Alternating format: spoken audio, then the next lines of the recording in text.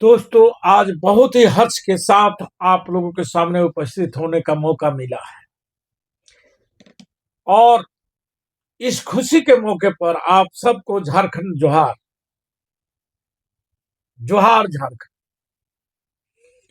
आप सबको पता है कि कल झारखंड के महामहिम गंगवार साहब ने जब अपना अभिभाषण दे रहे थे, उस समय झारखंड की जनता के लिए बहुत सी सौगातें लेकर के आए। उस सौगात में झारखंड के सहारा पीड़ितों का भी बहुत बड़ा सौगात लेकर के आए थे और उन्होंने अपने अभिभाषण में यह बात बतलाया है कि झारखंड के जितने भी सहारा जमाकर्ता अभिकर्ता है, उनकी लड़ाई झारखंड सरकार सड़क से लेकर के संसद तक लड़ेगी। यहां तक बतलाए हैं कि कोर्ट, चाहे सुप्रीम कोर्ट हो या लोअर कोर्ट हो झारखंड की, वहां पर भी झारखंड सरकार अपने बलबूते सहारा पीड़ितों के पक्ष में लड़ेगी।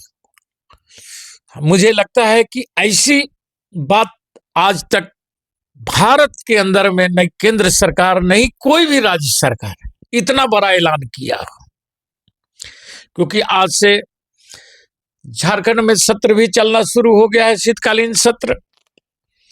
वहां पर सभी नवनिर्वाचित विधायकों की आरोप प्रत्यारोप भी होंगे और उसी में कानून बनेगा और उसी में ये सारे बिलों को पास किया जाएगा। दूसरा, एक और भी सहारा पीड़ितों के लिए वह ऐलान जो किए हैं वह यह है कि जो सहारा जमा करता है वह अवसाद में या पैसा डूबने के गम में आत्महत्या कर लिए हैं, उन तमाम लोगों के भी मुआवजे के रूप में झारखंड सरकार एक निश्चित राशि उनको देगी। और उसका आपको पहले भी हम वीडियो में बतला चुके हैं कि वह उसका लिस्ट बन करके और 15 तारीख तक जमा किया जा रहा है।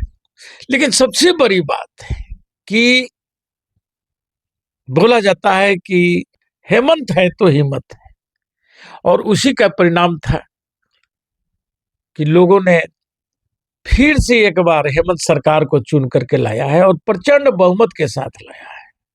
और जिस ढंग से कल राज्यपाल महोदय ने अपनी जो अभिभाषण में बातें बोली हैं वह काबिले तारीफ है, क्योंकि राष्ट्रपति जब कोई अभिभाषण पढ़ते हैं तो वह केंद्र की बातें होती है, केंद्र सरकार की बातें होती है, और यदि राज्य में कोई राज्यपाल अभिभाषण पढ़ता है वह बतलाता है कि राज्य सरकार की कार्य योजनाएं क्या है और कौन कौन से बिलें पास कराई जाएगी।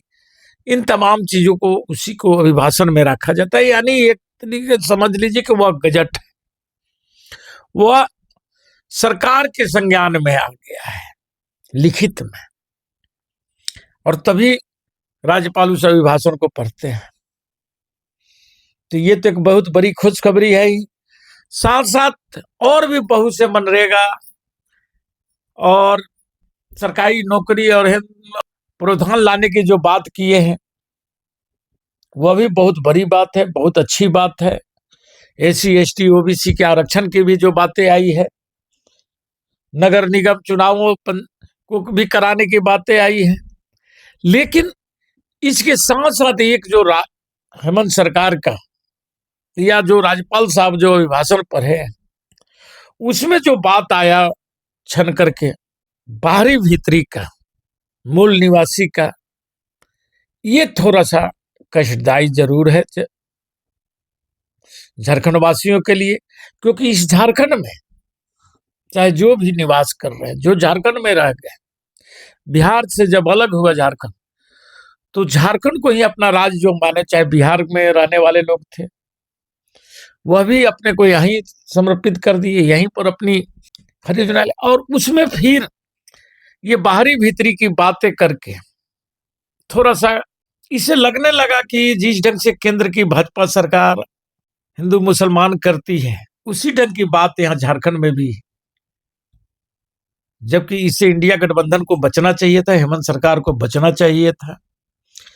क्योंकि आपको मालूम होगा कि जब आजादी की लड़ाई लड़ी गई थी तो उसमें हिंदू मुसलमान सबने एक साथ मिल करके लड़ा था, और लड़ने के बाद में जब हमारा देश आजाद हुआ था और देश बना था एक हिंदुस्तान और एक पाकिस्तान, लेकिन भारत धर्मनिरपेक्ष बनाया गया था और यहाँ पर यह बात बोला गया था जो मुस्लिम भाई यहाँ रहना चाहते हैं वो यहाँ रहे, हम उनको अपना नागरिक मानेंगे, और जो जाना चाहते हैं पाकिस्तान जाना चाहते हुए जा सकते हैं, उन्हें हम रोकेंगे भी नहीं।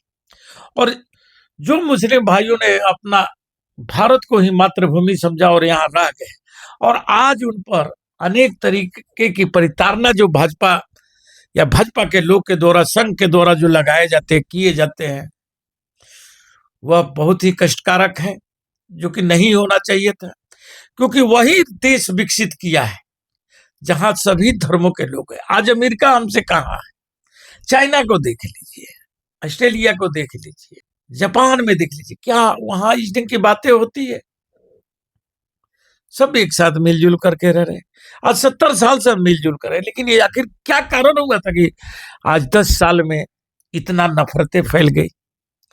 और वही चीज यदि फिर से, जो कि पहले भी भाजपा की सरकार यहाँ जब झारखंड अलग हुआ था और बाबूलाल मरांडी जी बने थे, तो वह भी बाहरी भीतरी कहीं नारा लगाए थे और वह उनको कैसे जनता यहाँ से विलुप्त कर दी थी। इस बातों को भी हेमंत सरकार को देखना चाहिए था, सोचना चाहिए था कि पूर्ववर्ती सरकारों से सीख लेना चाहिए था, तभी इस ढंग की बातें अभिभाषण में रखनी चाहिए थी। लेकिन खैर अभी बहुत वक्त है, क्योंकि अभी इस पर चर्चा होगी, बातें होगी।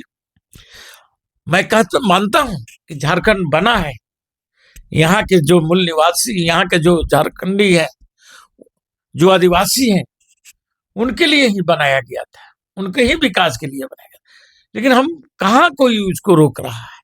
लेकिन स्थानीय नीति या ये सब बातों को, इस ढंग की बातें लागू करके थोड़ा अवसाद पैदा होता है। इससे हेमंत सरकार को भी बचना होगा, इंडिया गठबंधन को भी बचना होगा, नहीं तो फिर भाजपा और या एनडीए और इंडिया गठबंधन में कोई अंतर नहीं रह जाएगा।